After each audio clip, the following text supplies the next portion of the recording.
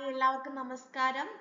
Toss അക്കാഡമിയുടെ എല്ലാ KTET set പ്രേക്ഷകർക്കും ഇന്നത്തെ KTET psychology final rapid revision ക്ലാസ്സിലേക്ക് സ്വാഗതം. മുൻവർഷ ക്വസ്റ്റ്യൻ പേപ്പറുകളുടെ ഒരു ടൂർ എന്നുള്ള രീതിക്ക് മോസ്റ്റ് എക്സ്പെക്റ്റഡ് മോസ്റ്റ് റിപ്പീറ്റഡ് ഭാഗങ്ങളൊക്കെ ഉൾപ്പെടുത്തിയുള്ള ഒരു റിവിഷൻ ക്ലാസ് ആണ് നമ്മളിത് നൽകുന്നത്. അപ്പോൾ ഒത്തിരി വലിപ്പിക്കുന്നില്ല, നേരെ ക്ലാസ്സിലോട്ട് പോവാം. ഇന്നത്തെ ഈ റിവിഷൻ ക്ലാസ് കേട്ടറ്റിന്റെ പല പക്ഷങ്ങളിലെ ക്വസ്റ്റ്യൻ പേപ്പേഴ്സ് എടുത്തിട്ട് എക്സ്പെക്റ്റഡ് ആയിട്ടുള്ള ക്വസ്റ്റ്യൻസ് ഒക്കെ വെച്ചിട്ടാണ് ചെയ്യാനായിട്ട് പോകുന്നത്.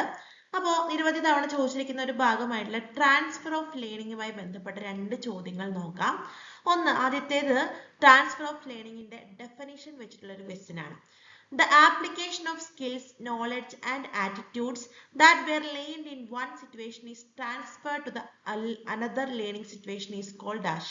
അതായത് ഏതെങ്കിലും ഒരു സാഹചര്യത്തിൽ പഠിച്ചൊരു കാര്യമോ അല്ലെങ്കിൽ അറ്റൈൻ ചെയ്തെടുത്ത ആറ്റിറ്റ്യൂഡോ സ്കില്ലോ മറ്റൊരു സാഹചര്യത്തിൽ പഠനത്തെ ഏതെങ്കിലും ഒരു കാര്യം പഠിക്കുമ്പോൾ അതിനെ സ്വാധീനിക്കുന്നുണ്ടെങ്കിൽ അതിനെ എന്ത് എന്ന് പറയുന്നു എന്നാണ് ക്വസ്റ്റ്യൻ. അപ്പൊ പഠന പ്രസരണം, പഠന സംക്രമണമാണ് നമ്മളിവിടെ പരിചയപ്പെടുന്നത്.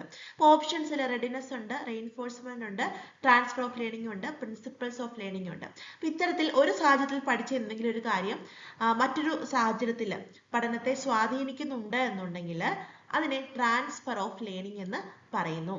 ഓക്കെ, അപ്പൊ ട്രാൻസ്ഫർ ഓഫ് ലേണിംഗ് എന്താണെന്ന് മനസ്സിലാക്കുക. ഒരിക്കൽ പഠിച്ചത് തുടർന്നുള്ള പഠനത്തിലേക്ക് വ്യാപരിക്കുന്ന ഒരു പ്രക്രിയയാണ് പഠന സംക്രമണം എന്ന് പറയുന്നത്.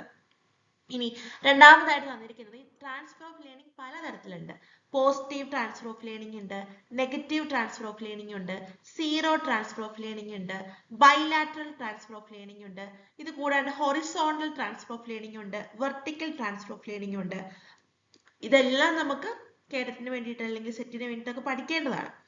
പക്ഷെ നമ്മൾ ഇവിടെ ഇമ്പോർട്ടന്റ് ആയിട്ടുള്ള കാര്യങ്ങളാണ് നോക്കുന്നത്. Positive transfer, negative transfer, zero transfer, ഇത് വളരെ ഇമ്പോർട്ടന്റ് ആണ്. പോസിറ്റീവ് ട്രാൻസ്ഫർ എന്ന് പറയുമ്പോൾ അതിസംക്രമണം എന്നും, നെഗറ്റീവ് ട്രാൻസ്ഫർ എന്ന് പറയുന്നുണ്ടെങ്കിൽ ന്യൂന സംക്രമണം എന്നും, സീറോ ട്രാൻസ്ഫറിനെ ശൂന്യ സംക്രമണം എന്നും വിളിക്കുന്നു. പോസിറ്റീവ് ട്രാൻസ്ഫർ എന്ന് പറയുമ്പോൾ ഡെഫിനിഷൻ നോക്കാം. It occurs when previously learned knowledge, skills or attitude facilitate learning new information or task. അതായത് ഏതെങ്കിലും ഒരു സാഹചര്യത്തിൽ പഠിച്ച ഒരു കാര്യം മറ്റൊരു സാഹചര്യത്തിലുള്ള പഠനത്തെ സ്വാധീനിക്കുന്നുണ്ട്, പോസിറ്റീവായിട്ട് അല്ലെങ്കിൽ സഹായിക്കുന്നുണ്ട് എന്നുണ്ടെങ്കിൽ അതിനെ പോസിറ്റീവ് ട്രാൻസ്ഫർ ഓഫ് ലേണിംഗ് എന്ന് പറയുന്നു. അതായത് പഠന പ്രസരണം അനുകൂലമായിട്ടാണ് നടക്കുന്നത്. എക്സാമ്പിൾ പറയുകയാണെങ്കിൽ ഒരു എക്സാമ്പിൾ ഇവിടെ കൊടുത്തിട്ടുണ്ട്. A person who knows how to play the piano may find it easier to learn guitar. Piano പഠിച്ച ഒരാൾക്ക് ഗിറ്റാർ പഠിക്കുമ്പോൾ ആ ഒരു കാര്യം പിയാനോ പഠിച്ചപ്പോൾ ലേൺ ചെയ്തെടുത്ത കുറച്ച് കാര്യങ്ങൾ ഗിറ്റാർ പഠിക്കുന്നതിന് ഹെൽപ്പ് ചെയ്യുന്നു. ഇതിലും സിമ്പിൾ ആയിട്ട് പറയുകയാണെങ്കിൽ നമ്മൾ പറയാറുണ്ട് അല്ലേ, സൈക്കിൾ ഓടിക്കാൻ പഠിച്ചവന് ടൂ വീലർ ഓടിക്കാൻ പഠിക്കാൻ ഒരു ബുദ്ധിമുട്ടും ഉണ്ടാവില്ല, ഒറ്റ ദിവസം കൊണ്ട് പഠിക്കുന്നു. അത് തന്നെ. ഓക്കെ, നെഗറ്റീവ് ട്രാൻസ്ഫർ എന്താണെന്ന് നോക്കാം. നേരെ ഓപ്പോസിറ്റ് ആണ്. It occurs when previously learned knowledge, skills or attitude hinder learning new information or task. അതായത് ഏതെങ്കിലും ഒരു സാഹചര്യത്തിൽ പഠിച്ചൊരു കാര്യം മറ്റൊരു സാഹചര്യത്തിൽ വേറൊരു കാര്യം പഠിക്കുന്നതിനെ പ്രതികൂലമായി ബാധിക്കുന്നുണ്ട് എന്നുണ്ടെങ്കിൽ, ഹിൻഡർ ചെയ്യുന്നുണ്ടെങ്കിൽ അതിനെയാണ് നെഗറ്റീവ് ട്രാൻസ്ഫർ എന്ന് പറയുന്നത്. A person who is used to driving a car with an automatic transmission may find it difficult to learn to drive a car with a manual transmission. അതായത് ഓട്ടോമാറ്റിക് ഗിയറുള്ള വണ്ടി ഓടിച്ച് പഠിച്ച ഒരാൾക്ക് പെട്ടെന്ന് ഒരു മാനുവൽ ആയിട്ടുള്ള ഒരു വണ്ടി ബ്രേക്കും എന്താണ് ഗിയറൊക്കെ ഇട്ട് ഓടിക്കണമെന്നുണ്ടെങ്കിൽ ഒരു കൺഫ്യൂഷൻ, ഒരു ബുദ്ധിമുട്ടുണ്ടാവും അല്ലെ. അല്ലെങ്കിൽ നമുക്ക് പറയാൻ പറ്റും, ഇപ്പോൾ ആദ്യമായിട്ടൊരു കുട്ടി എഴുതാൻ പഠിക്കുന്ന അറബിക്കാണെങ്കിൽ അറബിക്ക് എഴുതുന്നത് വലത്ത് നിന്ന് ഇടത്തോട്ടാണ്. അപ്പോൾ ആ കുട്ടി അതിനുശേഷം മലയാളം പഠിക്കുമ്പോൾ പെട്ടെന്ന് അവന് മലയാളം നമുക്കറിയാം ഇടത്ത് നിന്ന് വലത്തോട്ടാണ് എഴുതുന്നത്. ഇതൊരു ബുദ്ധിമുട്ടുണ്ടാക്കുന്നു. അപ്പോൾ ഇതൊരു നെഗറ്റീവ് ട്രാൻസ്ഫർ ഓഫ് ലേണിംഗ് ആണെന്ന് പറയുന്നു. ഇനി ശൂന്യ സംക്രമണം എന്ന് വെച്ചിട്ടുണ്ടെങ്കിൽ മുൻപ് പഠിച്ച എന്തെങ്കിലും സ്കിൽ, ആറ്റിറ്റ്യൂഡ് അല്ലെങ്കിൽ നോളജ് പുതിയൊരു കാര്യം പഠിക്കുന്നതിന് ഒരു രീതിക്കും ഒരു പ്രശ്നം ഉണ്ടാക്കുന്നില്ലെങ്കിൽ അതിനെ സീറോ ട്രാൻസ്ഫർ ഓഫ് ലേണിംഗ് എന്ന് പറയുന്നു. അതായത് ഒരു ആള് അവന് നീന്താൻ അറിയാമെന്ന് പറയുന്നത് അവനെ ചെസ് കളിക്കാൻ പഠിക്കുന്നതിൽ സഹായിക്കുകയോ അല്ലെങ്കിൽ ഹിൻഡർ ചെയ്യുകയോ ഇല്ല. ഇതിനെ സീറോ ട്രാൻസ്ഫർ ഓഫ് ലേണിംഗ് എന്ന് പറയുന്നു. ഇനി last one bilateral transfer of learning എന്ന് പറഞ്ഞിട്ടുണ്ടെങ്കിൽ നമ്മൾ ഒരു കൈ കൊണ്ട് അല്ലെങ്കിൽ ഒരു കാലിൽ കൊണ്ട് ട്രെയിൻ ചെയ്തെടുത്ത എന്തെങ്കിലും ഒരു കാര്യം, ഒരു മോട്ടോർ സ്കില്ലോ എന്തെങ്കിലും ആയിക്കോട്ടെ, അത് നമ്മൾ വേറൊരു സാഹചര്യത്തിൽ നമുക്ക് മറ്റേ എന്താണ് രണ്ട് കൈക്കും നമ്മൾ രണ്ടാമത് ട്രെയിൻ ചെയ്തെടുത്ത കൈക്കും കാലിനും ഒരുപോലെ ഹെൽപ്ഫുൾ ഇൻഫ്ലുവൻസ് ചെയ്യുന്നുണ്ട് എന്നുണ്ടെങ്കിൽ ബൈലാറ്ററൽ ട്രാൻസ്ഫർ എന്ന് പറയുന്നു. Phenomenon where learning or practice with one limb influences the performance or learning of the same task with the opposite limb. Okay, അപ്പൊ ബൈലാറ്ററൽ ട്രാൻസ്ഫർ അങ്ങനെ ചോദിച്ചു കണ്ടില്ല. പോസിറ്റീവ്, നെഗറ്റീവ്, സീറോ ട്രാൻസ്ഫർ ആണ് ഇവിടെ ആൻസർ നമുക്ക് പ്രധാനമായിട്ട് പഠിക്കേണ്ടത്. ഒരു ചോദ്യം കൂടി നോക്കാം. After teaching addition of numbers, the teacher introduced multiplication in the class. Here the teacher is assisting the students for, അതായത് ആദ്യമേ കൂട്ടാൻ പഠിപ്പിച്ച ശേഷം ടീച്ചർ മൾട്ടിപ്ലൈ ഗുണന കാര്യങ്ങളിലേക്ക് കടക്കുകയാണ്. ഇത് എന്ത് തരത്തിലുള്ള ലേണിംഗ്, ട്രാൻസ്ഫർ ഓഫ് ലേണിംഗ് ആണ് സംഭവിക്കുന്നത്? നമുക്കറിയാം, ഗണിതത്തിന്റെ കൂട്ടൽ കുറയ്ക്കലൊക്കെ പഠിച്ച് ഗുണനത്തിലേക്ക് പോകുമ്പോഴത്തേനും എന്തായിരിക്കും അവിടെ ഒരു പോസിറ്റീവ് ട്രാൻസ്ഫർ ആണ്. മാത്തമാറ്റിക്കൽ കാൽക്കുലേഷൻസ് കുറച്ചും കൂടെ ഈസി ആക്കാനായിട്ട് ഹെൽപ്പ് ചെയ്യും. അപ്പോൾ അതൊരു പോസിറ്റീവ് ട്രാൻസ്ഫർ ഓഫ് ലേണിംഗിന് എക്സാമ്പിൾ ആണ്. അപ്പൊ ഇങ്ങനെയുള്ള ക്വസ്റ്റ്യൻസ് എക്സാമ്പിൾ തന്നിട്ട് ഇത് ഏത് ട്രാൻസ്ഫർ ഓഫ് ലേണിംഗ് ആണെന്നൊക്കെ ചോദിക്കാൻ നല്ല ചാൻസ് ഉണ്ട്, പഠിക്കണം. ഇനി ഈ ഒരു റാപ്പിഡ് റിവിഷനിൽ നിങ്ങളുടെ കൂടെ പാർട്ടിസിപ്പേഷൻ വേണ്ടതുണ്ട്. ഓരോ സെഷൻ കഴിയുമ്പോൾ ഞാൻ നിങ്ങൾക്ക് ക്വസ്റ്റ്യൻ തരും, മോക്ക് ടെസ്റ്റ് 1, മോക്ക് ടെസ്റ്റ് 2 എന്നൊക്കെ പറഞ്ഞ്. അപ്പൊ ആ ക്വസ്റ്റ്യന്റെ ആൻസർ നിങ്ങൾ മോക്ക് ടെസ്റ്റ് 1 ആൻസർ എന്ന് പറഞ്ഞ് ഏത് ഓപ്ഷൻ ആണോ അത് കമന്റ് ചെയ്യണം ഈ വീഡിയോക്ക് താഴെ. ഈ ഫസ്റ്റ് ക്വസ്റ്റ്യൻ ഇതാണ്, what is the main factor that influences the transfer of learning? അതായത് നമ്മൾ ട്രാൻസ്ഫർ ഓഫ് ലേണിംഗ് എന്താണെന്ന് പഠിച്ചു, അതിന്റെ എക്സാമ്പിൾസ് പഠിച്ചു. ഇനി ലേണിംഗ് ട്രാൻസ്ഫർ, പഠന സംക്രമണത്തെ പ്രധാനമായിട്ടും സ്വാധീനിക്കുന്ന ഘടകം എന്തായിരിക്കും എന്നാണ് question. Option A motivation, option B prior knowledge, option C learning environment, option D all the above. ഇതിന്റെ ആൻസർ എന്താണെന്നുള്ളത് നിങ്ങൾ ഈ വീഡിയോയ്ക്ക് താഴെ കമന്റ് ആയിട്ട് ഇടുക കേട്ടോ. അടുത്തത് കേട്ടറ്റ് പരീക്ഷയുടെ ക്വസ്റ്റ്യൻ പേപ്പറുകളിലെ എല്ലാ വർഷത്തെയും സ്ഥിര സാന്നിധ്യമാണ് NCF. NCF മാത്രമല്ല KCF, RT, അതുപോലെ തന്നെ RT means right to education, അതുപോലെ തന്നെ NEP 2020 ഒക്കെ ക്വസ്റ്റ്യൻ ചോദിക്കുന്നതാണ്. അതിൽ തന്നെ ഏറ്റവും ഇമ്പോർട്ടന്റ് NCF ആണ്. എല്ലാ വർഷവും ക്വസ്റ്റ്യൻ ഉണ്ട്. നിങ്ങൾ നോക്കൂ, അടുത്ത് ഈ വരുന്ന എക്സാമിലും ക്വസ്റ്റ്യൻ ഉണ്ടാകും. അപ്പൊ NCFന്റെ കുറച്ച് കാര്യങ്ങൾ പഠിക്കാൻ ക്വസ്റ്റ്യൻസ് നോക്കാം. NCF national Curriculum framework, full form തന്നെ ആദ്യമേ പഠിച്ചോളുക. NCF എന്ന് പറയുമ്പോൾ curriculum framework four school education 2000 എന്ന് പറയുന്ന ആ ഒരു ടൈറ്റിൽ അല്ലെങ്കിൽ ആ ഒരു ഫോം അപ്ഡേറ്റ് ചെയ്തു വന്ന വേർഷൻ ആണ് NCF 2005 എന്ന് പറയുന്നത്. 2005 പ്രൊഫസർ യശ്പാൽ അധ്യക്ഷനായ കമ്മിറ്റിയാണ് ദേശീയ പാഠ്യപദ്ധതി ചട്ടക്കൂട് NCF രൂപീകരിച്ചത്. ഇത് NCF പ്രൊപ്പോസ് ചെയ്തത് NCERT ആണ്. NCERTയുടെ ഫുൾ ഫോം നിങ്ങൾ പഠിക്കണം. ഇനി ഒരു പാഠ്യപദ്ധതിക്ക് ഒരു ഏകീകൃത ചട്ടക്കൂട് വേണമെന്ന് പറഞ്ഞ ഒരു കമ്മിറ്റിയാണ് NCF എന്ന് പറയുന്നത്. The main objective of NCF 2005 is to provide a framework, ചട്ടക്കൂട്, for curriculum development that is child-centered, inclusive and focused on promoting learning. അതായത് ചൈൽഡ് സെന്റേർഡ് എഡ്യൂക്കേഷൻ ഫോക്കസ് ചെയ്യണമെന്ന് പറഞ്ഞുകൊണ്ട്, അതുപോലെ തന്നെ ഇൻക്ലൂസീവ് എഡ്യൂക്കേഷനൊക്കെ കൂടുതൽ ഫോക്കസ് കൊടുക്കുന്ന ഒരു കരിക്കുലം ആകണമെന്ന് നമ്മളുടേതെന്ന് പറഞ്ഞ ഒരു കമ്മിറ്റിയാണിത്. ബിഹേവിയറിസത്തിൽ നിന്നും കൺസ്ട്രക്റ്റിവിസത്തിലേക്ക് ഒരു ട്രെൻഡ് കൊണ്ടുവന്ന് സ്റ്റുഡൻറ് സെന്റേർഡ്, ചൈൽഡ് സെന്റേർഡ് എഡ്യൂക്കേഷനെ എംഫസൈസ് ചെയ്ത ഒരു കമ്മിറ്റിയാണിത്. ഇനി ഇതിലെ കുറച്ച് ഗൈഡിങ് പ്രിൻസിപ്പിൾസ് കൂടി ഞാൻ പറഞ്ഞ് ഒന്ന് കൺക്ലൂഡ് ചെയ്യാം. അതായത് കാണാപ്പാഠം പഠിക്കുന്ന രീതി ഒഴിവാക്കുക, ബുക്കിന് പുറത്തുള്ള കാര്യങ്ങളും പഠിക്കുക, സ്കൂളിനെ പുറത്തുള്ള ജീവിതവുമായി ബന്ധപ്പെടുത്തുക എന്നിങ്ങനെ കുറെ ഒരു 5 ഗൈഡ് ലൈൻ പ്രിൻസിപ്പിൾസ് ഒക്കെ NCFനുണ്ട്. നമ്മുടെ ക്ലാസ്സുകളിലൊക്കെ നമ്മുടെ നോട്ടിലൊക്കെ കൃത്യമായിട്ട് പെയ്ഡ് കോച്ചിങ്ങിലെ സ്റ്റുഡൻസിന് പറഞ്ഞു കൊടുത്തിട്ടുള്ളതാണ്. അപ്പൊ 5 ഗൈഡിങ് പ്രിൻസിപ്പിൾസ് ഒക്കെ നിങ്ങൾ ഉറപ്പായിട്ടും പഠിച്ചിരിക്കേണ്ടതാണ്.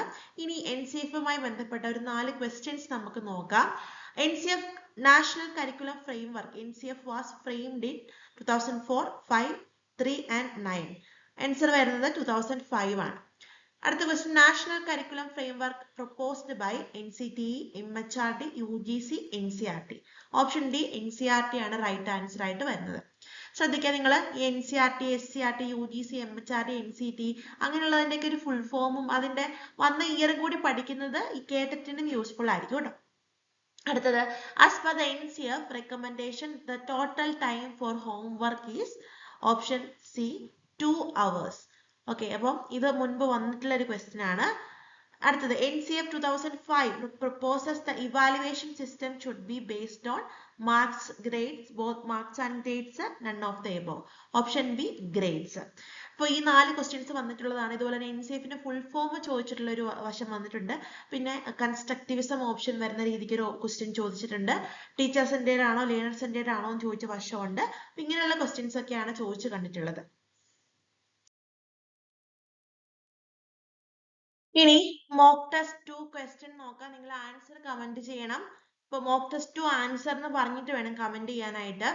നോക്കാം, what is the focus of the NCF 2005 regarding the assessment of student learning. അപ്പൊ ഞാൻ ഈ കഴിഞ്ഞ സ്ലൈഡിൽ NCFനെ പറ്റി വളരെ ഡീറ്റെയിൽ ആയിട്ടൊന്നും പറഞ്ഞിട്ടില്ല. വന്നിരിക്കുന്ന ക്വസ്റ്റ്യൻസ് നോക്കുകയാണ് ചെയ്തത്. പിന്നെ പ്രധാന ഭാഗങ്ങളുമാണ് പറഞ്ഞിരിക്കുന്നത്. NCF നിങ്ങൾ ഡീറ്റെയിൽ ആയിട്ട് തന്നെ പഠിക്കേണ്ട ഒരു കാര്യമാണ്. NCF പോലെ തന്നെ KCF കേരള കരിക്കുലം ഫ്രെയിംവർക്ക് പഠിക്കണം, RTI ആക്ട് പഠിക്കണം, RTE ആക്ട് പഠിക്കണം, പിന്നെ NEP പറ്റി പഠിക്കേണ്ടതായിട്ടുണ്ട്. അപ്പൊ ക്വസ്റ്റ്യൻ നോക്കാം. നിങ്ങൾ ആൻസർ കണ്ടെത്തി അല്ലെങ്കിൽ അറിയാമെങ്കിൽ കമന്റ് ചെയ്യണം. What is the focus of the NCF 2005 regarding the assessment of student learning? Option A on summative assessment, option B on formative assessment, option C on both summative and formative assessment, option D on neither summative or nor formative assessment. അപ്പോൾ mock test 2ന്റെ answer നിങ്ങൾ ഈ comment ബോക്സിൽ comment ചെയ്യാം കേട്ടോ. അടുത്തത് most expecting ആയിട്ടുള്ള ഒരു question, sure question വരുന്ന ഏരിയ ആണ്. പ്രത്യേകിച്ച് കാറ്റഗറി 3-ലൊക്കെ UP കാറ്റഗറി 2-നും 3-ക്കാണ് ഏറ്റവും കൂടുതൽ വരുന്നത്. അതുപോലെ തന്നെ നിങ്ങൾ സെറ്റ് പരീക്ഷയ്ക്കൊക്കെ പ്രിപ്പയർ ചെയ്യുന്നുണ്ടെങ്കിൽ അതിനും അഡോളസെന്റ് ഏജ് റിലേറ്റഡ് ആയിട്ട് ക്വസ്റ്റ്യൻസ് ചോദിക്കും. ഈ അഡോളസെന്റ് ഏജ് റിലേറ്റഡ് ആയിട്ട് ക്വസ്റ്റ്യൻ ചോദിക്കുമ്പോൾ നമുക്ക് ആപ്റ്റിറ്റ്യൂഡ് ടൈപ്പ് ക്വസ്റ്റ്യൻസ് ചോദിക്കും, പ്രോബ്ലംസ് ഓഫ് അഡോളസൻസ് ചോദിക്കും. അതുപോലെ നമ്മൾ ഒരുപാട് തിയറീസ് പഠിച്ചിട്ടുണ്ട് അല്ലേ. നമ്മൾ പേഴ്സണാലിറ്റി ഡെവലപ്മെന്റ് തിയറീസ് പഠിച്ചിട്ടുണ്ട്, മോറൽ മെന്റൽ ഡെവലപ്മെന്റ് തിയറീസ്, ഇപ്പൊ എറിക്സന്റെ തിയറി, കോൾബർഗിന്റെ തിയറി, പിയാഷയുടെ തിയറി ഒക്കെ പഠിച്ചിട്ടുണ്ട്. ഈ തിയറികളിലൊക്കെ സ്റ്റേജ് തിയറീസ് ആണ്, ഓരോ ഏജിനെ പറയുന്നുണ്ട്. അതില് ഇതിന്റെയൊക്കെ അഡോളസെന്റ് ഏജിനെ മെൻഷൻ ചെയ്യുന്ന ഫീച്ചർ ഒക്കെ വെച്ചിട്ട് ചോദിക്കാറുണ്ട്.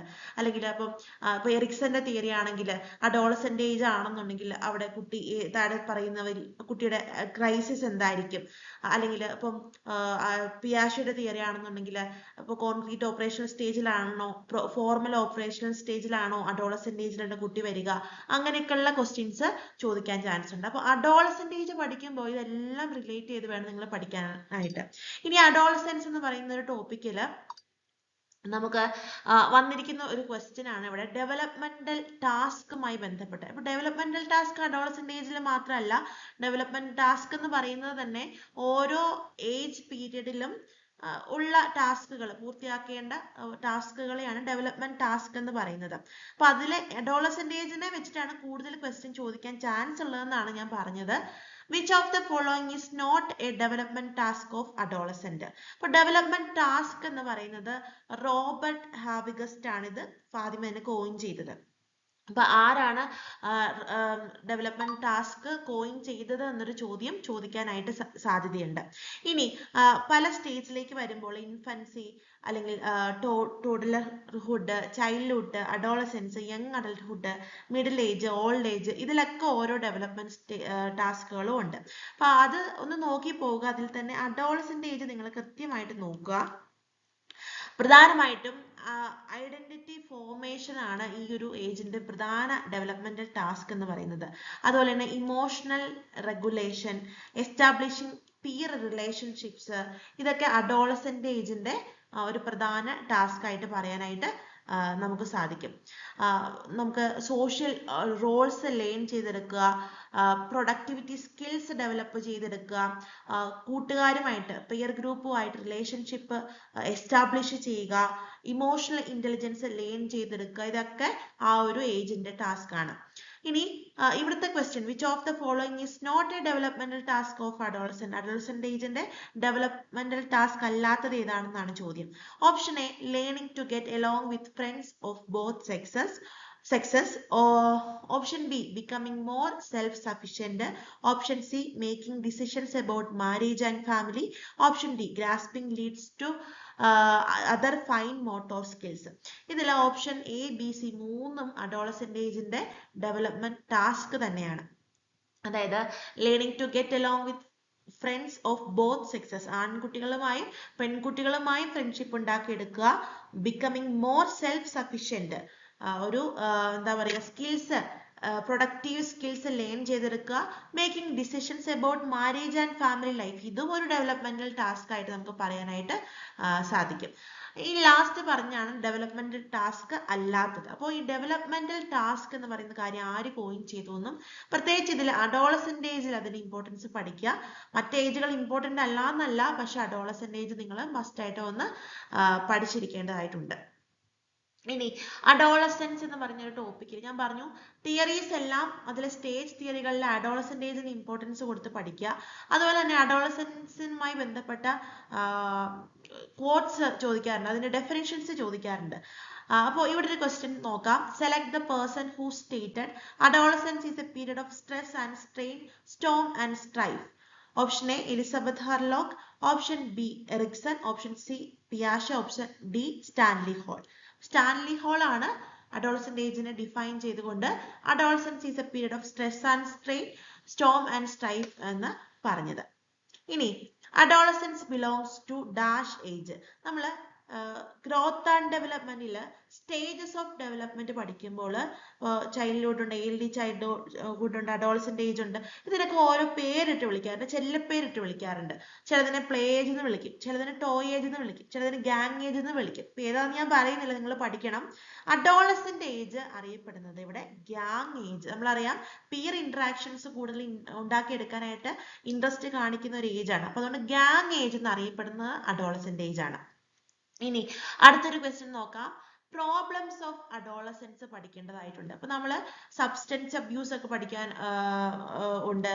അതുപോലെ തന്നെ നമുക്ക് ഈറ്റിംഗ് ഡിസോർഡേഴ്സ്. അപ്പം പ്രോബ്ലംസ് ഓഫ് അഡോളസെൻസ് പഠിക്കുമ്പോൾ ഇമോഷണൽ പ്രോബ്ലംസ് പഠിക്കാനുണ്ട്, മെന്റൽ പ്രോബ്ലംസ് പഠിക്കാനുണ്ട്, സബ്സ്റ്റൻസ് അബ്യൂസ്, അങ്ങനെയുള്ള ഒത്തിരി കാര്യങ്ങൾ റിലേറ്റഡ് ആയിട്ടുള്ള ക്വസ്റ്റ്യൻസ് ചോദിക്കാറുണ്ട്. അപ്പോൾ റീസെന്റ് ആയിട്ട് eating disorder related to adolescent ഒക്കെ ആയിട്ട് റിലേറ്റ് ചെയ്ത ക്വസ്റ്റ്യൻസ് ചോദിച്ചിട്ടുണ്ട്. ഒരു ക്വസ്റ്റ്യൻ നോക്കാം. Which of the following challenges faced by adolescent is not considered as an eating disorder? Option A bulimia, option B anorexia nervosa, option C delinquency, option D pica.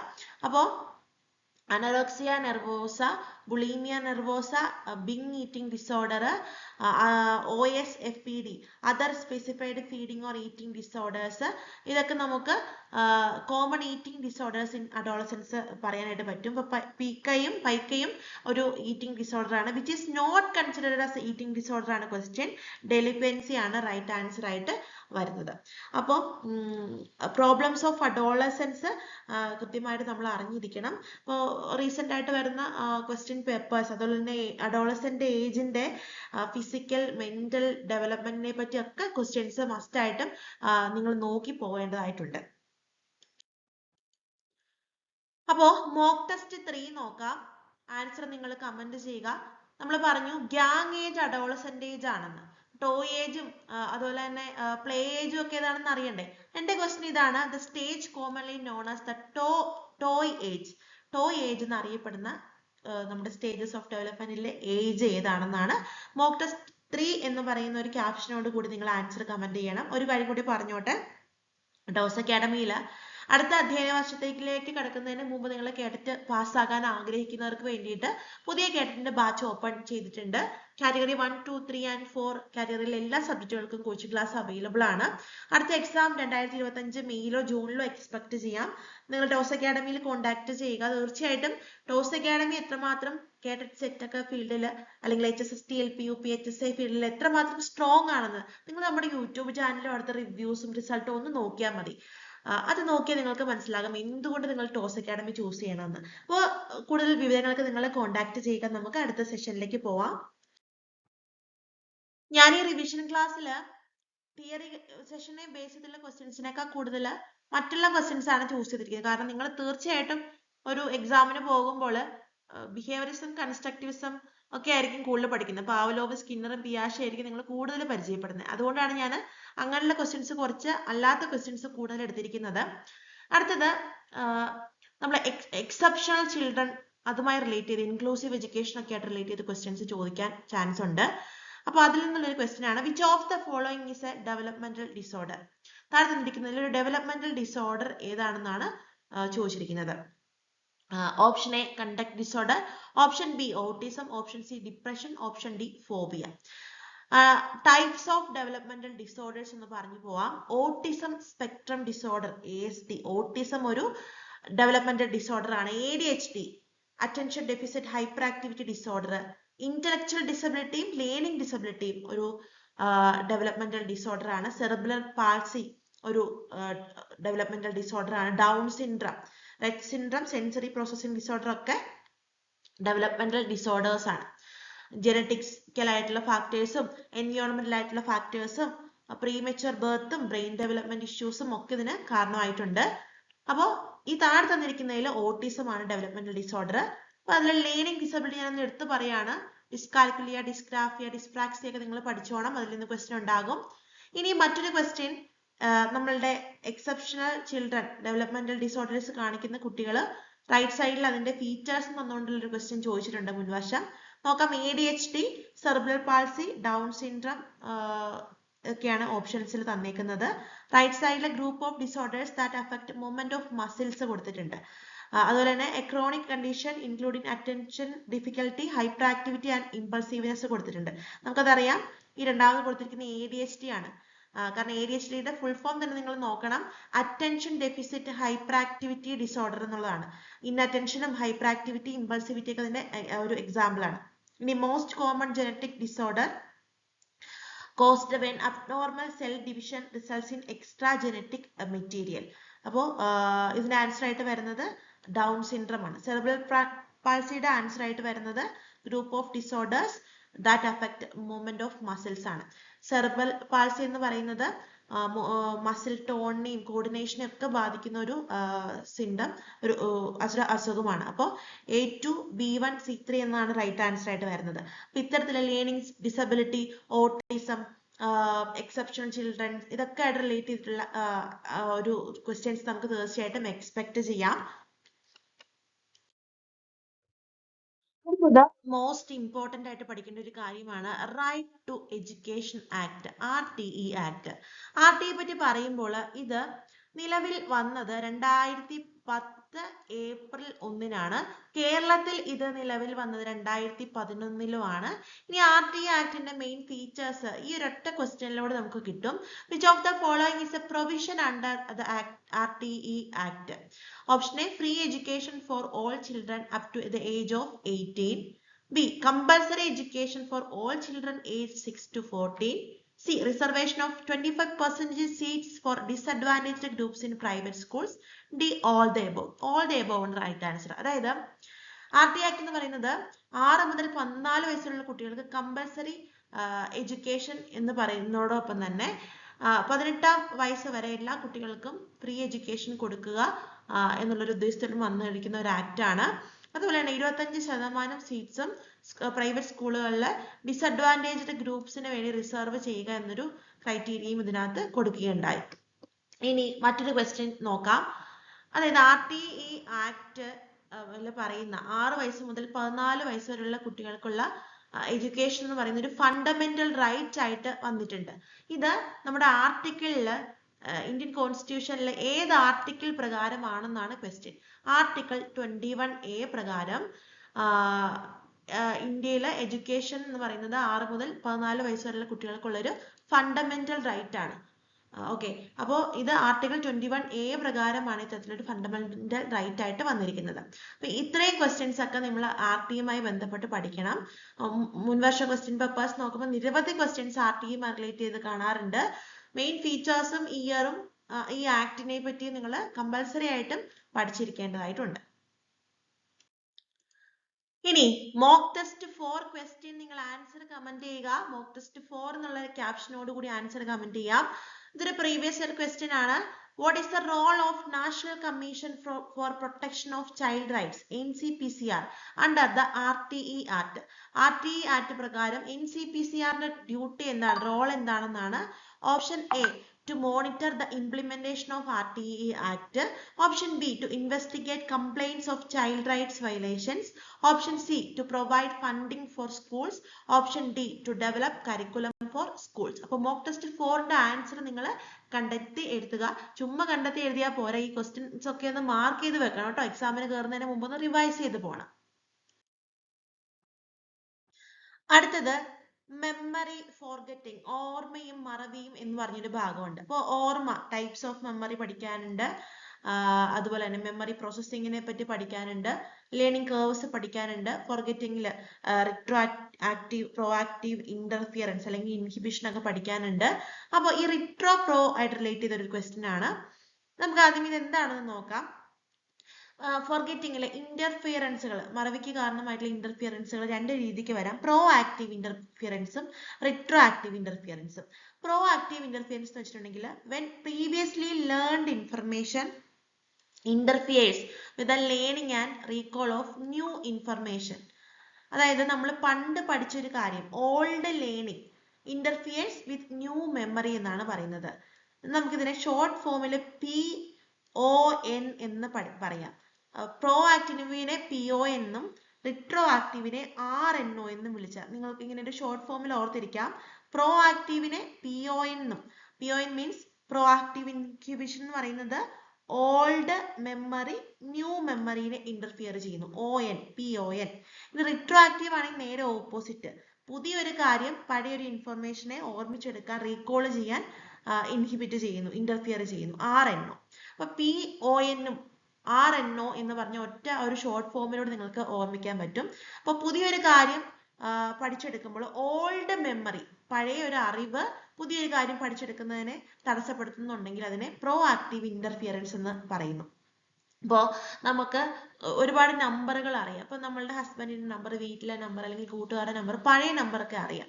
പെട്ടെന്ന് number change ചെയ്യുമ്പോൾ പുതിയ നമ്പറിലേക്ക് മാറുമ്പോൾ ഈ പഴയ number എപ്പോഴും ഓർമ്മ വരുന്നത് നമുക്ക് പുതിയ നമ്പറിൽ പെട്ടെന്ന് കണക്ട് ചെയ്യാൻ ഒരു ബുദ്ധിമുട്ട് വരുന്നുണ്ടാവില്ലേ. അപ്പൊ അത് നമുക്കൊരു എക്സാമ്പിൾ ആയിട്ട് പറയാം.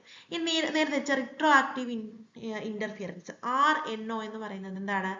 നമുക്ക് പഴയൊരു കാര്യം റീകോൾ ചെയ്യാൻ പറ്റാത്തതാണ് അല്ലെ, പുതിയൊരു അറിവില്. അപ്പൊ നമുക്കൊരു എക്സാമ്പിൾ പറയുകയാണെന്നുണ്ടെങ്കിൽ നമ്മള് പുതിയൊരു സ്ഥലത്ത് ജോലിക്ക് ചെന്നു. അപ്പൊ പുതിയ പേരുകളൊക്കെ നമ്മൾ പഠിക്കുകയാണ്. അപ്പൊ നമുക്ക് ഈ പുതിയ പേരുകൾ വരുമ്പോൾ നമ്മൾ പണ്ട് ജോലി ചെയ്തിരുന്ന സ്ഥലത്തിലെ കോവർക്കേഴ്സിന്റെ പേര് നമുക്ക് ഓർമ്മിച്ചെടുക്കാൻ പറ്റാണ്ടിരിക്കുക. അപ്പൊ ആ ഒരു സിറ്റുവേഷൻ നമുക്ക് റിട്രോ ആക്റ്റീവ് ഇന്റർഫിയറൻസ് എന്ന് പറയാനായിട്ട് സാധിക്കും. അതായത് ന്യൂ ഇൻഫർമേഷൻ ഓൾഡ് ഇൻഫർമേഷനെ ഇൻഹിബിറ്റ് ചെയ്യുന്നു. ഇവിടെ നേരെ തിരിച്ച് പഴയ ഫോൺ നമ്പറുകളൊക്കെ അറിയാവുന്നത് കൊണ്ട് അത് മറക്കാണ്ട് നമുക്ക് പുതിയ നമ്പർ പഠിക്കാൻ പറ്റില്ല, അല്ലെങ്കിൽ പുതിയ നമ്പർ പഠിക്കുമ്പോൾ അത് കൺഫ്യൂഷൻ ആവും. ഇതിനെ പ്രോ ആക്റ്റീവ് ഇന്റർഫിയറൻസ് PON എന്നും പറയാനായിട്ട് പറ്റും. അപ്പൊ PON വെച്ച് നിങ്ങൾക്ക് പ്രോ ആക്റ്റീവും RNO വെച്ച് നിങ്ങൾക്ക് റിട്രോ ആക്റ്റീവ് ഓർത്തെടുക്കാനായിട്ട് പറ്റും. ഇനി ഇവിടുത്തെ ക്വസ്റ്റ്യൻ നോക്കാം. If past memories inhibit and individuals full potential to retain new memories.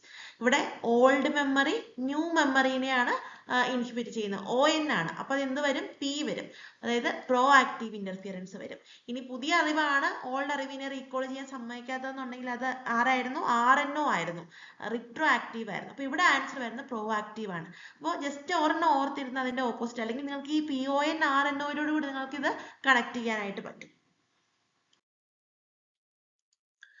അടുത്തത് എക്സെപ്ഷണൽ ചിൽഡ്രൻ, ഇൻക്ലൂസീവ് എഡ്യൂക്കേഷൻ, അതുപോലെ തന്നെ പലതരത്തിലുള്ള ടീച്ചിങ് സ്ട്രാറ്റജീസ്, ഇതൊക്കെ സ്ഥിരമായിട്ട് ക്വസ്റ്റ്യനിൽ ചോദിക്കുകയാണ്. അപ്പൊ ടീച്ചിങ് സ്ട്രാറ്റജീസിൽ ഹ്യൂറിസ്റ്റിക് മെത്തേഡ്, നെമോണിക്സ്, അതുപോലെ തന്നെ brain storming, collaborative cooperative learning, then triple track plan, double acceleration, അങ്ങനെ ഒരുപാട് പ്രോഗ്രാംസ് അല്ലെങ്കിൽ ടെക്നിക്സിന്റെ പേര് തന്ന് ഇത് ആർക്ക് കൊടുക്കുന്നതാണ്, ഇത് ഏത് മെത്തേഡ് യൂസ് ചെയ്യുന്നതാണ്, അങ്ങനെയുള്ള ക്വസ്റ്റ്യൻസ് ചോദിക്കാറുണ്ട്. അപ്പൊ ഫസ്റ്റ് വൺ ഹ്യൂറിസ്റ്റിക് മെത്തേഡ് ആണ്. Heuristic method heuristics are option A mnemonics, option B problem solving techniques, option C chunks, option D none of the above. heuristic method propose ചെയ്തത് Armstrong ആണ്.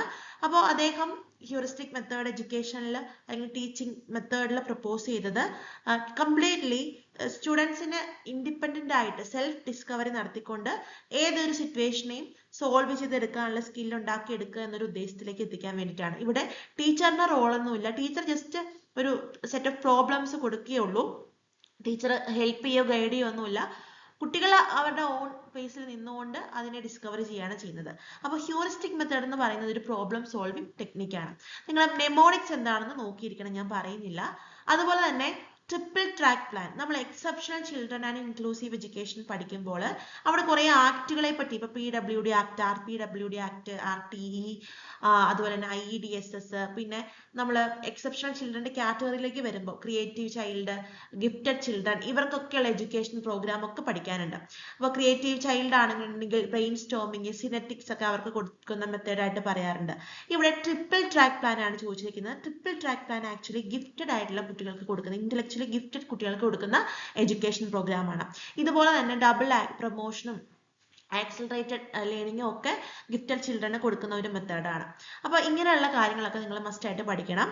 ഇനി ഞാൻ പറഞ്ഞു ആക്ടുകൾ, പോളിസീസ് ഒക്കെ inclusive എഡ്യൂക്കേഷനായിട്ട് ബന്ധപ്പെട്ട് പഠിക്കണം. Inclusive education എന്ന് വെച്ചിട്ടുണ്ടെങ്കിൽ എന്താണ്? സങ്കുലിത വിദ്യാഭ്യാസം, അതായത് കുറവുകൾ ഉള്ളവരെയും കുറവുകളില്ലാത്തവരെയും എല്ലാം ഒന്നായി കണ്ട് പഠിപ്പിക്കുക എന്നുള്ളതാണ് ഇൻക്ലൂസീവ് എഡ്യൂക്കേഷൻ. അതിന് വന്ന പല പ്രോഗ്രാംസും പോളിസീസ് നമ്മൾ പഠിക്കണം. അതിലൊന്നാണ് സീറോ റിജക്ഷൻ പോളിസി. റീസെന്റ് ആയിട്ട് എക്സാംസിൽ ക്വസ്റ്റ്യൻ പേപ്പറിൽ കണ്ടുവരുന്ന ഒരു കാര്യമാണ്. ഈ രണ്ട് ക്വസ്റ്റ്യനിലൂടെ സീറോ റിജക്ഷൻ പോളിസിനെ പറ്റി ഒരു ഐഡിയ നിങ്ങൾക്ക് കിട്ടും.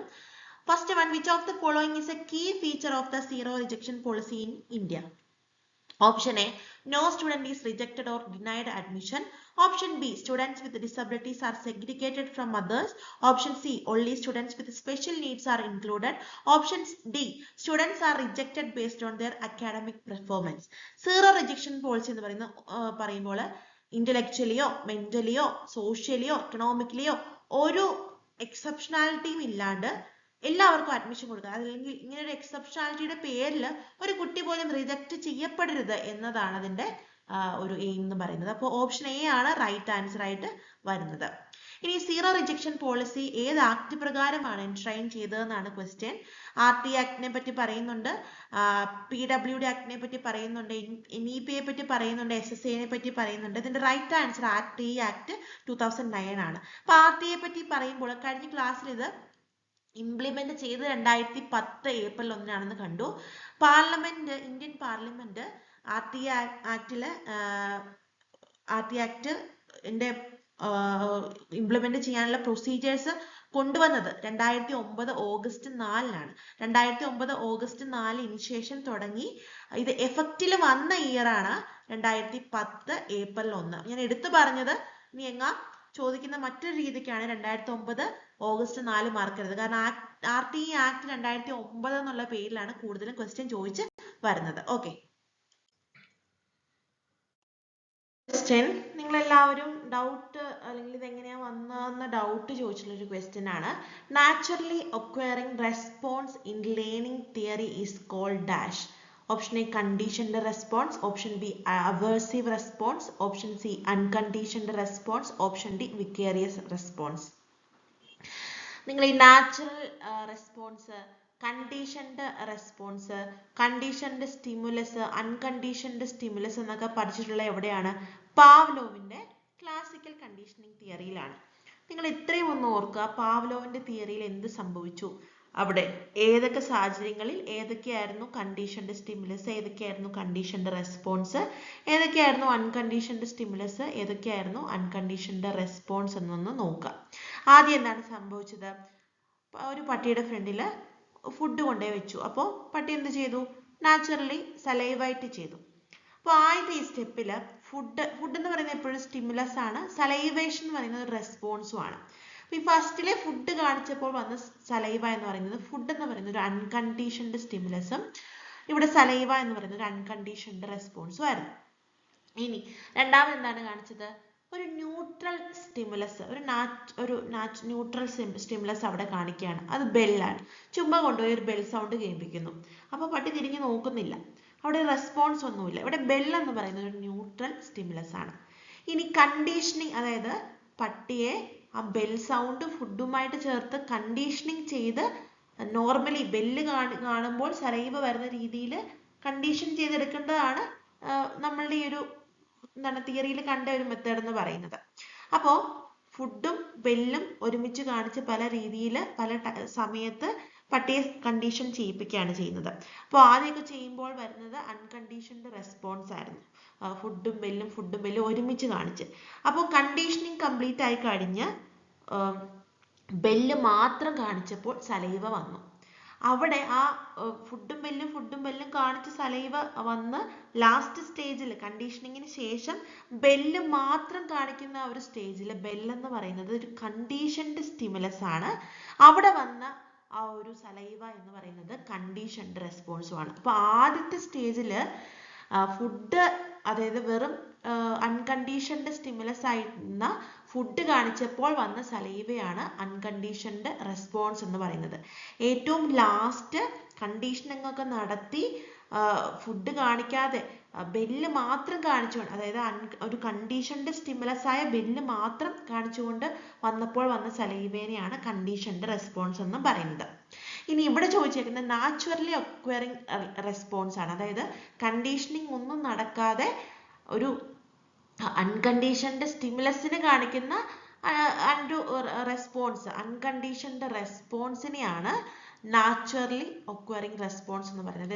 ഒരു കണ്ടീഷനിങ് പ്രോസസ്സോ ഒന്നും നടത്താണ്ട് നാച്ചുറൽ ആയിട്ട് സ്റ്റിമുലസിന് കൊടുത്ത റെസ്പോൺസിനെയാണ് അൺകണ്ടീഷൻഡ് റെസ്പോൺസ് എന്ന് പറയുന്നത്. അപ്പൊ ഇവിടെ അൺകണ്ടീഷൻഡ് റെസ്പോൺസ് എന്ന് പറയുന്നത് ഈ ഫസ്റ്റ് സ്റ്റേജിൽ വന്ന ഈ സലൈവയാണ്. ഓക്കെ, ഇവിടുത്തെ അൺകണ്ടീഷൻഡ് സ്റ്റിമുലസ് ഏതാണ്? ഇവിടെ കാണിച്ചിരിക്കുന്ന ഫുഡാണ്. ഓക്കെ, അപ്പൊ ഇതാണ് ഇങ്ങനെ ആൻസർ വരാനായിട്ട് കാരണം. ഇനി നിങ്ങൾ മോക്ക് ടെസ്റ്റ് ആണ്, മോക്ക് ടെസ്റ്റ് ക്വസ്റ്റ്യൻ 5 ആണ്. ആൻസർ കമന്റ് ചെയ്യുക. Some pairs regarding experiment conducted by psychologists are given. The incorrect pair is option A Pavlov, option B Thorndike, option C Kohler and option D Skinner. ഒരു clue തരാം, Pavlov dog ആണ്. Option A correct ആണ്. അപ്പോൾ ഇതിൽ തെറ്റായിട്ടുള്ള പേരാണ് ഏതാണെന്നാണ് question. Answer നിങ്ങൾ mock test 5 എന്നുള്ള രീതിക്ക് കമന്റ് ചെയ്യുക കേട്ടോ. അടുത്തത് നമ്മളെ സിലബസിൽ ക്വസ്റ്റ്യൻ പേപ്പറിൽ ഇവാലുവേഷൻ ഒരു ഹോട്ട് ടോപ്പിക് ആണ്. അതിൽ സമ്മേറ്റീവ്, ഫോർമേറ്റീവ് ഇവാലുവേഷൻ, നോം referenced, criterion referenced, grading, mark system, tools and techniques for evaluation ഒക്കെ വളരെ ഇമ്പോർട്ടൻ്റ് ആണ്. എല്ലാം ഡിസ്കസ് ചെയ്യാൻ ടൈമില്ല. നമ്മൾ ഓൾറെഡി ടോസ് അക്കാഡമിയുടെ യൂട്യൂബ് ചാനലിൽ ഒത്തിരി വീഡിയോസ് അതിനെപ്പറ്റി ആഡ് ചെയ്തിട്ടുണ്ട്. പെയ്ഡ് കോച്ചിങ്ങിലാണെങ്കിൽ ഈ ഇവാലുവേഷനുമായി ബന്ധപ്പെട്ട ക്വസ്റ്റ്യൻസ് തന്ന് പ്രാക്ടീസ് ചെയ്യിപ്പിച്ച് നിങ്ങളൊരു പരുവമായിട്ടുണ്ടാവും. അപ്പോൾ ഇത് വളരെ ഇമ്പോർട്ടൻ്റ് ആണ്. നമുക്കൊരു ക്വസ്റ്റ്യൻ നോക്കാം. In order to monitor students progress and to modify teaching according to the best method of evaluation. നമുക്കറിയാം ഫോർമേറ്റീവ് ഇവാലുവേഷനും സമ്മേറ്റീവ് ഇവാലുവേഷനും ഉണ്ട്. ഇവിടെ teaching learning process teaching method modify ചെയ്യാനും സ്റ്റുഡൻസിന്റെ പ്രോഗ്രസ് മോണിറ്റർ ചെയ്യാനും ഏറ്റവും ബെസ്റ്റ് ആയിട്ടുള്ള ഇവാലുവേഷൻ മെത്തേഡ് ഏതാണെന്നാണ് ക്വസ്റ്റ്യൻ. ഡ്യൂറിങ് ദ പ്രോസസ്സിൽ, ടീച്ചിങ് ലേണിംഗ് പ്രോസസ്സിൽ നടക്കുന്ന ഒരു ഇവാലുവേഷൻ ആണ് ഫോർമേറ്റീവ് ഇവാലുവേഷൻ എന്ന് പറയുന്നത്. ഒരു കോഴ്സിന്റെ എൻഡിൽ നടക്കുന്നതാണ് സമ്മേറ്റീവ് ഇവാലുവേഷൻ എന്ന് പറയുന്നത്. അതായത് ഒരു ടീച്ചിങ് ലേണിംഗ് പ്രോസസ്സിന്റെ ഇടയ്ക്ക് നടക്കുന്ന ഒരു ഇവാലുവേഷൻ പ്രൊസീജിയർ ആണ് ഫോർമേറ്റീവ് ഇവാലുവേഷൻ. അതുകൊണ്ട് തന്നെ കുട്ടികളെ മോണിറ്റർ ചെയ്യാനും ഫീഡ്ബാക്ക് എടുക്കാനും ടീച്ചിങ് സ്ട്രാറ്റജി മോഡിഫൈ ചെയ്യാനും എല്ലാം യൂസ്ഫുൾ ആയിട്ടുള്ളത് ഫോർമേറ്റീവ് ഇവാലുവേഷൻ ആണെന്ന് പറയാനായിട്ട് പറ്റും.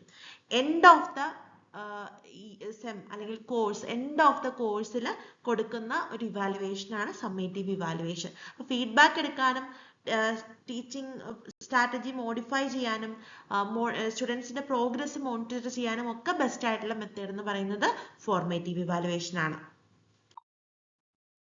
ഇവാലുവേഷൻ പോലെ തന്നെ ഒരു ഹോട്ട് ടോപ്പിക് ആണ് ഇന്റലിജൻസ് എന്ന് പറയുന്നത്.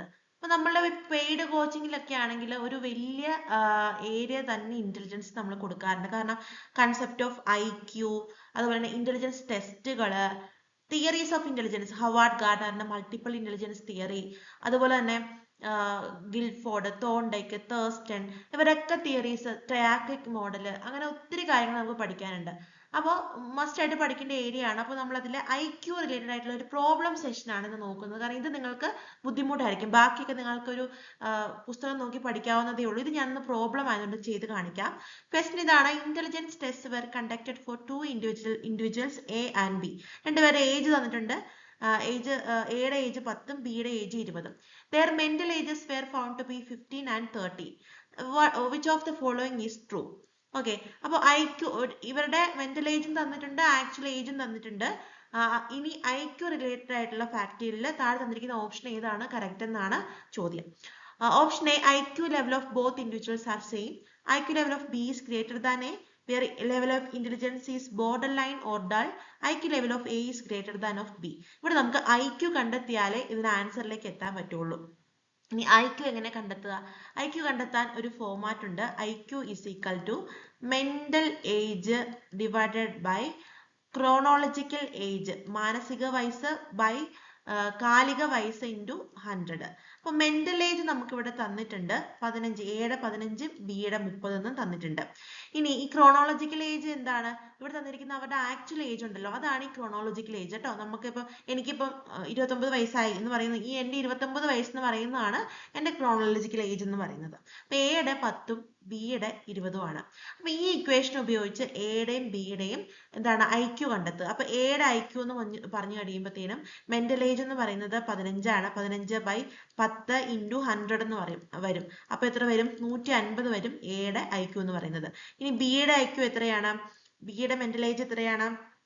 30 ആണ്. 30 ഡിവൈഡ് ബൈ ക്രോണോളജിക്കൽ ഏജ് 20 ആണ്. 20 into 100 എന്ന് പറയുന്നത് എത്രയാണ്?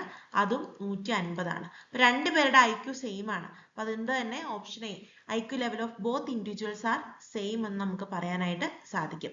ശ്രദ്ധിക്കുക, IQ കണ്ടുപിടിക്കാൻ ഡയറക്റ്റ് ക്വസ്റ്റ്യൻ ചോദിക്കാം, ഇതുപോലുള്ള സിറ്റുവേഷൻസ് ചോദിക്കാം. ഇനി IQവും ക്രോണോളജിക്കൽ ഏജും തന്ന മെന്റൽ ഏജോ, IQവും മെന്റൽ ഏജും തന്ന ക്രോണോളജിക്കൽ ഏജോ കണ്ടുപിടിക്കാൻ ചോദിക്കാം. അപ്പൊ എല്ലായിടത്തും ഈ ഒരു ഇക്വേഷൻ വെച്ചിട്ട് വേണം നിങ്ങൾ ആൻസർ കണ്ടെത്താനായിട്ട്. പിന്നെ ഇന്റലിജൻസ് തിയറീസ് നിങ്ങൾ പഠിക്കണം. ഏതൊക്കെ തിയറി ആരാണ് പ്രപ്പോസ് ചെയ്തത്? ഇപ്പം ഗിൽഫോർഡിന്റെ തിയറി ഒക്കെ ആണെന്നുണ്ടെങ്കിൽ അതിൽ ഓരോ ഫാക്ടേഴ്സിനെ പറ്റിയൊക്കെ പറയുന്നുണ്ട്. അങ്ങനെ ഓരോ തിയറിയിലുള്ള ഫാക്ടേഴ്സ്, അതിന്റെ പേര്, അതൊക്കെ നിങ്ങൾ മസ്റ്റ് ആയിട്ട് പഠിച്ചിരിക്കണം. സ്പിയർമാന്റെ 2 ഫാക്ടർ തിയറി പഠിക്കാനുണ്ട്. ഞാൻ ജസ്റ്റ് പറഞ്ഞു പോയെന്നേ ഉള്ളൂ. ഇവിടെ തന്നിരിക്കുന്ന ചോദ്യം എന്ന് പറയുന്നത് ഡിഫൻസ് മെക്കാനിസം അല്ലെങ്കിൽ പ്രതിരോധ തന്ത്രങ്ങൾ എന്ന് പറയുന്ന ഭാഗത്ത് നിന്നാണ്. ചോദ്യം നോക്കാം. A student scolded by the headmaster may hit his peers in school. This is an example of dash.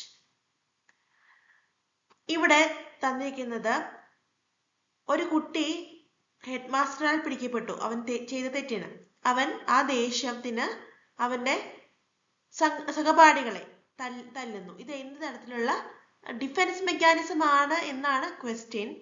ഓപ്ഷൻസിൽ displacement ഉണ്ട്, റിഗ്രഷൻ ഉണ്ട്, സബ്ലിമേഷൻ ഉണ്ട്, പ്രൊജക്ഷൻ ഉണ്ട്. അപ്പോ ഡിഫൻസ് മെക്കാനിസത്തിന്റെ ക്ലാസ്സിൽ നമ്മൾ വളരെ വിശദമായിട്ട് ഓരോ ഡിഫൻസ് മെക്കാനിസംസും പഠിക്കുന്നുണ്ട്. ഡിഫൻസ് മെക്കാനിസം ആദ്യമായിട്ട് പ്രപ്പോസ് ചെയ്തത് സിഗ്മണ്ട് ഫ്രോയിഡ് ആണ്. മാനസിക സംഘർഷങ്ങളിൽ നിന്നും ആഗ്രഹങ്ങളൊക്കെ നടക്കാണ്ട് പോകുമ്പോൾ ഉണ്ടാകുന്ന മോഹഭംഗങ്ങളിൽ നിന്നുമൊക്കെ രക്ഷപ്പെടാനോ പ്രതിരോധിക്കാനോ വ്യക്തികൾ അൺകോൺഷ്യസ്ലി സ്വീകരിക്കുന്ന തന്ത്രങ്ങളാണ് പ്രതിരോധ തന്ത്രങ്ങൾ. അവബോധമായി അൺകോൺഷ്യസ് മൈൻഡിൽ നടക്കുന്ന കാര്യങ്ങളാണ്. ബോധത്തോടു കൂടി ചെയ്യുന്ന അല്ല, അൺകോൺഷ്യസ് പ്രോസസ്സാണ് ഡിഫൻസ് മെക്കാനിസം എന്ന് പറയുന്നത്. അത് പ്രൊജക്ഷൻ, റിപ്രഷൻ, റിഗ്രഷൻ, അതുപോലെ അഗ്രഷൻ, സബ്ലിമേഷൻ, ഡിസ്പ്ലേസ്മെന്റ്, ഐഡന്റിഫിക്കേഷൻ, അങ്ങനെ ഒരുപാട് ഡിഫൻസ് മെക്കാനിസംസ് ഉണ്ട്. നമ്മൾ ഡീറ്റെയിൽ ആയിട്ട് ക്ലാസ്സുകളിൽ കണ്ടിട്ടുണ്ട്. ഇനി നമ്മൾക്ക് ഈ ഓപ്ഷൻസിലൂടെ ഒന്ന് പോയി നോക്കാം. അപ്പൊ ഇങ്ങനെ ഒരു ചോദ്യം വരുമ്പോൾ തീർച്ചയായിട്ടും ഈ ഡിസ്പ്ലേസ്മെന്റ് ആണോ പ്രൊജക്ഷൻ ആണോ എന്നൊരു കൺഫ്യൂഷൻ എല്ലാവർക്കും വരും. കാരണം ഡിസ്പ്ലേസ്മെന്റും പ്രൊജക്ഷനും നമ്മൾ അതിന്റെ റോള് നോക്കുമ്പം ഏകദേശം സിമിലർ ആയിട്ട് തോന്നും. ആൻസർ എക്സ്പ്ലെയിൻ ചെയ്യുന്നതിന് മുമ്പായിട്ട് എന്താണ് ഡിസ്പ്ലേസ്മെന്റ്, എന്താണ് പ്രൊജക്ഷൻ എന്നൊക്കെ ഉള്ള കാര്യങ്ങളൊന്ന് പരിചയപ്പെടാം. അപ്പൊ ഡിസ്പ്ലേസ്മെന്റ് എന്ന് പറയുന്നത്, ഡിസ്പ്ലേസ്മെന്റ് എന്ന് പറഞ്ഞാൽ എന്താണ്? നമുക്ക് മലയാളത്തിൽ മീൻ ചെയ്യുന്ന ഒരു സ്ഥാനമാറ്റമാണ് അല്ലെ? അതെ, അതായത് ഇവിടെ ഒരാളുടെ ഇമോഷൻസിനെ മറ്റൊരാളിൽ തീർക്കുന്ന ഒരു പ്രക്രിയയാണ് ഡിസ്പ്ലേസ്മെന്റ് എന്ന് പറയുന്നത്.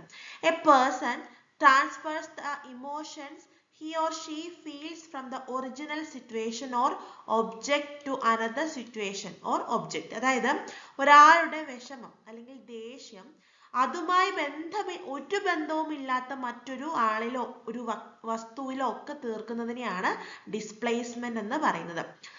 അതായത് ഒരു സ്റ്റുഡന്റ് അവന്റെ അച്ഛൻ അല്ലെങ്കിൽ അമ്മ വഴക്ക് പറഞ്ഞതിന് ആ ദേഷ്യം അവന്റെ അനിയത്തിയോട് അല്ലെങ്കിൽ അനിയനോട് തീർക്കുന്നത്.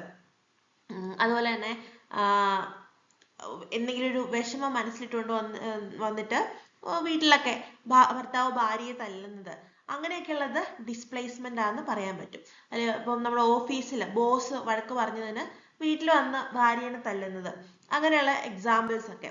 അതായത് ഒരു സിറ്റുവേഷനിൽ ആൾക്കുണ്ടായ ഫീലിംഗ്, ഇമോഷൻസ് അതുമായി ഒരു ബന്ധമില്ലാത്ത വസ്തുവിലോ ആളുകളിലോ തീർക്കുന്നതിനെയാണ് ഡിസ്പ്ലേസ്മെന്റ് എന്ന് പറയുന്നത്. ഇനി പ്രക്ഷേപണം അല്ലെങ്കിൽ പ്രൊജക്ഷൻ എന്ന് പറഞ്ഞാൽ എന്താണ്? ഇവിടെ എവിടെയെങ്കിലും ഒരു സാഹചര്യത്തിൽ പരാജയപ്പെട്ടാൽ അതിന്റെ ഉത്തരവാദിത്വം മറ്റൊരാളുടെ മേൽ കെട്ടിവെക്കുന്ന തന്ത്രമാണ്. അതായത് എന്തെങ്കിലും ഒരു പരാജയം ഉണ്ടാവുമ്പോൾ തീർച്ചയായിട്ടും നിരാശ ഉണ്ടാവും അല്ലെ? ആ നിരാശയിൽ നിന്ന് സ്വയം മോചിക്കാൻ കാണിക്കുന്ന ഒരു പ്രതിരോധ തന്ത്രമാണ്.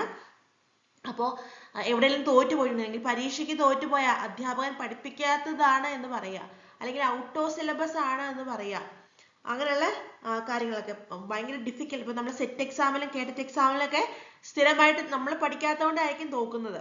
പക്ഷെ നമ്മൾ പറയും ഭയങ്കര പാടാണ്, question paper out of syllabus ആണ്, നമുക്ക് സിലബസിലുള്ളതൊന്നും അല്ല, അങ്ങനെയൊക്കെ പറയുന്നതിനെ പ്രൊജക്ഷൻ എന്ന് പറയാനായിട്ട് സാധിക്കുന്നു. അപ്പൊ ഡിസ്പ്ലേസ്മെന്റും പ്രൊജക്ഷനും തമ്മിലുള്ള പ്രധാന വ്യത്യാസം എന്ന് പറഞ്ഞാൽ, ഒന്ന് സ്വന്തം പരാജയത്തിന്റെ ഉത്തരവാദിത്വം മറ്റൊരാളിൽ ഉന്നയിക്കുന്നതാണ്. ഇവിടെ നമ്മളൊരു പരാതി ഉന്നയിക്കുന്ന ആളുണ്ടല്ലോ, ആ ആൾക്ക് ഇതുമായി എന്തെങ്കിലും ഒരു റിലേഷൻ കാണും, ആ ഒരു ഇമോഷനുമായി ബന്ധപ്പെട്ട് അല്ലെങ്കിൽ തോൽവിയുമായി ബന്ധപ്പെട്ട്. പക്ഷെ ഡിസ്പ്ലേസ്മെന്റില് നമ്മളൊരു ഇമോഷൻ മറ്റൊരാളിൽ തീർക്കുമ്പം അതുമായി ഒരു ബന്ധമില്ലാത്ത ഒരാളിൽ നമ്മൾ ആക്രമണ മനോഭാവത്തോടെ പെരുമാറുന്ന രീതിയൊക്കെ വരുമ്പോഴാണ് ഡിസ്പ്ലേസ്മെന്റ് ഉണ്ടാവുന്നത്. അപ്പോൾ തീർച്ചയായിട്ടും a student is scolded by the headmaster may hit his peers in school. This is an example of what? It's an example of option A, displacement. ഒരിക്കൽ കൂടി ഡീറ്റെയിൽ ആയിട്ട് പറയുകയാണെങ്കിൽ, displacement means redirecting negative emotions from a source to a less threatening agent. അതായത് negative ഇമോഷൻസിനെ സോഴ്സുമായി ഒരു ബന്ധവുമില്ലാത്ത ഒരു ടാർഗറ്റിലേക്ക് മാറ്റുന്നു. Why projection involves attributing your own unacceptable thoughts or feelings to someone else, essentially blaming them for your own issues. സ്വന്തം പ്രശ്നങ്ങൾക്ക് മറ്റൊരാളിലെ കുറ്റം കണ്ടുപിടിക്കുന്നതിനെ ആണ് പ്രൊജക്ഷൻ എന്ന് പറയുന്നത്. ഇനി നിങ്ങൾ പ്രൊജക്ഷനും ഡിസ്പ്ലേസ്മെന്റും അഗ്രഷനും മാറിപ്പോവാൻ ചാൻസ് ഉണ്ട്. അഗ്രഷൻ എന്ന് വെച്ചാൽ ആക്രമണമാണ്, ഇത് ഫിസിക്കൽ അറ്റാക്ക് ആണ്, ഇത് മോഹഭംഗത്തിൽ നിന്നും ഉണ്ടാകുന്നതാണ്. തന്നെ ആരെങ്കിലും അപമാനിച്ചാൽ അല്ലെങ്കിൽ തനിക്ക് എന്തെങ്കിലും പരാജയം വന്നാൽ കംപ്ലീറ്റ്ലി ഫിസിക്കലി ഒരാളെ എതിർക്കുന്നു അല്ലെങ്കിൽ ഉപദ്രവിക്കുന്നു, ഇത് കംപ്ലീറ്റ്ലി ആക്രമണമാണ്, അതാണ് അഗ്രഷൻ എന്ന് പറയുന്നത്. പക്ഷെ ഡിസ്പ്ലേസ്മെന്റ് എന്ന് പറയുമ്പോൾ ഒരു ദേഷ്യം തീർക്കുന്നതോ അല്ലെങ്കിൽ വീട്ടിൽ വന്നിട്ട് വഴക്ക് പറയുന്നതോ അങ്ങനെയൊക്കെയുള്ള കാര്യങ്ങളാണ്. അഗ്രഷൻ എന്ന് പറയുമ്പോൾ കംപ്ലീറ്റ്ലി ഫിസിക്കൽ ആയിട്ടുള്ള അറ്റാക്ക് ആണ്, ഇതിനെയാണ് അഗ്രഷൻ എന്ന് പറയുന്നത്. ബന്ധപ്പെട്ട് പഠിക്കാനുള്ള തിയറികളിൽ ഏറ്റവും പ്രധാനപ്പെട്ടതാണ് സിഗ്മണ്ട് ഫ്രോയിഡ്. അപ്പൊ അതുകൊണ്ട് നിങ്ങൾ ഈ ഒരു ഭാഗം റിവിഷൻ നടത്തുമ്പോൾ തീർച്ചയായിട്ടും ഫ്രോയിഡിനെ പറ്റി പഠിക്കേണ്ടതായിട്ടുണ്ട്. അപ്പോൾ നിങ്ങൾ ആ ഒരു ക്ലാസ് എല്ലാം അറ്റൻഡ് ചെയ്ത് തിയറി കൃത്യമായിട്ട് പഠിച്ചിട്ടുണ്ട് എന്ന് വിശ്വസിക്കുന്നു. നമുക്കൊന്ന് ചോദ്യങ്ങളിലൂടെ റിവിഷൻ നടത്താം. ചോദ്യം ഇതാണ്: Freud suggested different psychosexual stages during the development of an individual. The correct order is. അപ്പോൾ സൈക്കോസെക്ഷൽ ഡെവലപ്മെന്റ് സ്റ്റേജ് തിയറിയുടെ ആ സ്റ്റേജസിന്റെ ഓർഡർ ആണ് ചോദിക്കുന്നത്. സൈക്കോസെക്ഷൽ ഡെവലപ്മെന്റ് തിയറി പ്രപ്പോസ് ചെയ്ത സിഗ്മണ്ട് ഫ്രോയിഡ് ആണെന്ന് അറിയാം. എന്താണ് ഈ സൈക്കോസെക്ഷൽ ഡെവലപ്മെന്റ് തിയറിയിൽ പറയുന്നത്? മനോലൈംഗിക വികസനങ്ങളെ പറ്റിയാണ് പറയുന്നത്. ഞാനും നിങ്ങളും ജനിച്ചു വരുന്ന ഓരോ കുഞ്ഞുമടക്കം ഓരോ ഇൻഡിവിജ്വലിലും ഒരു ലിബിഡോ എനർജി ഉണ്ട്. ലിബിഡോ എന്ന് വെച്ചിട്ടുണ്ടെങ്കിൽ നമ്മളുടെ സെക്ഷൽ ആയിട്ടുള്ള ആവശ്യങ്ങളും ലൈംഗിക ആവശ്യങ്ങളുമായി ബന്ധപ്പെട്ട നമ്മളുടെ ഫിസിക്കൽ മെന്റൽ ആയിട്ടുള്ള എല്ലാ എനർജീനെയുമാണ് ലിബിഡോ എനർജി എന്ന് വിളിക്കുന്നത്. അപ്പൊ ഈ ലിബിഡോ എന്ന് പറയുന്ന എനർജി നമ്മൾ ജനിക്കും മുതൽ വലുതാകുമ്പോൾ മുതലുള്ള ഓരോ കാലഘട്ടത്തിലും ഈ എനർജി സ്റ്റോർ ചെയ്യുന്ന ബോഡിയുടെ പാർട്ട് എന്ന് പറയുന്നത് ഓരോന്നാണ്. അപ്പോൾ ഈ ഒരു പാർട്ടിനെ അല്ലെങ്കിൽ ഈ ഒരു സോണിനെ ഇറോജിനസ് സോൺ, അതായത് ലിബിഡോ എനർജി കേന്ദ്രീകരിക്കുന്ന സോണാണ് ഇറോജിനസ് സോൺ അല്ലെങ്കിൽ ലൈംഗികോത്തേജന മേഖലകൾ എന്ന് പറയാനായിട്ട് പറ്റും. അപ്പൊ ഈ ഇറോജിനസ് സോൺ ഡിഫറെന്റ് ആണ്.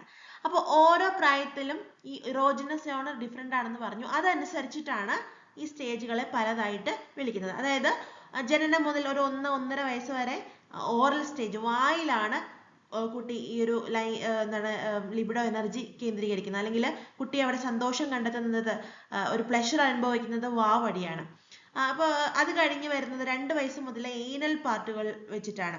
അപ്പൊ അങ്ങനെ ഇറോജിനസ് സോൺ എവിടെയാണോ കേന്ദ്രീകരിച്ചിരിക്കുന്നത് അതിനെ വെച്ചിട്ടാണ് നമ്മൾ ഈ psycho sexual development stages stage theory എന്നുള്ള രീതിക്ക് സിഗ്മണ്ട് ഫ്രോയിഡ് അവതരിപ്പിച്ചിരിക്കുന്നത്. അപ്പൊ അതിന്റെ ഓർഡർ ഇതാണ്. ആദ്യമേ ഓറൽ സ്റ്റേജ് ആണ്, രണ്ടാമത് ഏനൽ സ്റ്റേജ് ആണ്, മൂന്നാമത് ഫാലിക് ആണ്, നാലാമത് ലാറ്റൻസി ആണ്, അഞ്ചാമത് ജെനിഷ്യൽ ആണ്. അപ്പൊ ഇവിടെ ഓപ്ഷൻസിൽ 4 എണ്ണം തന്നിട്ടുള്ളൂ. അത് അതിന്റെ ഓർഡറിൽ പറയുക: ഓറൽ, ഏനൽ, ഫാലിക്, ജെനിഷ്യൽ. അതിന്റെ പ്രായം പഠിക്കുക. ഞാൻ കൃത്യമായിട്ട് നോട്ടിലൊക്കെ പറയുന്നുണ്ട്, പ്രായം കൂടി നിങ്ങൾ പഠിച്ചു വെക്കുക. ഇനി ഞാൻ ഈ ഒരു സ്റ്റേജുകളെ അതിന്റെ ഫീച്ചേഴ്സ് ഓടിച്ചു പിടിച്ച് റിവിഷൻ നടത്തി തരാം. ഓറൽ സ്റ്റേജ് എന്ന് പറയുമ്പോൾ ഞാൻ പറഞ്ഞ പോലെ തന്നെ ജനനം മുതൽ 1.5 to 2 വയസ്സ് വരെ, ചിലപ്പോൾ വരാറുണ്ട് 1 വയസ്സ് വരെ പറയുന്നുണ്ട്. നമുക്ക് കോമൺ ആയിട്ട് ഓറൽ സ്റ്റേജ് എന്ന് പറയുമ്പോൾ birth to 1 year or 1.5 year ആണ് നമുക്ക് ഓറൽ സ്റ്റേജ് എന്ന് സിഗ്മണ്ട് ഫ്രോയിഡിന്റെ തിയറിയിൽ പറയുന്നത്. ഇവിടെ വായാണ് കുട്ടിയുടെ ഉദ്ദീപന മേഖല എന്ന് പറയുന്നത്. ഇവിടെ കുട്ടി സുഖം കണ്ടെത്തുന്നത് മുല കുടിച്ചും, അമ്മയുടെ മുല കുടിച്ചും അല്ലെങ്കിൽ വിരലുകൾ ഊറിയും ഒക്കെയാണ് ശിശു സുഖം കണ്ടെത്തുന്നത്. ഇനി ഏനൽ സ്റ്റേജ് ആണ് രണ്ടാമത്, ടോയ്ലറ്റ് ട്രെയിനിങ്ങിന്റെ സ്റ്റേജ് ആണ്, നോട്ട് ചെയ്ത് വെക്കുക. ഇവിടെ കുട്ടി